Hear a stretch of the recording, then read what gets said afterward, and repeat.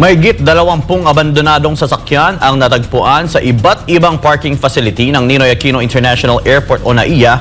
Ayon sa NAIA Infra Corporation o NNIC, ang ilan sa mga sasakyan ay inabandona nila mula pa noong 2014. Nanawagan ng NNIC sa mga may-ari ng mga sasakyan na inabandona sa paliparan para sa huling pagkakataon na mabawi ang kanilang mga sasakyan bago ito hilahin at i-impound. Magsasagawa ang NNIC ng karagdagang pag-audit sa lahat ng mga terminal ng NAIA at inaasahan na tataas ang bilang ng mga inabandonang sasakyan. Sa ganitong paraan, mababakantehan ang limitadong parking space na kailangan ng mga pasahero. Kailangan magpakita ng proof of ownership at valid identification ang mga may-ari upang mabawi ang kanilang mga sasakyan.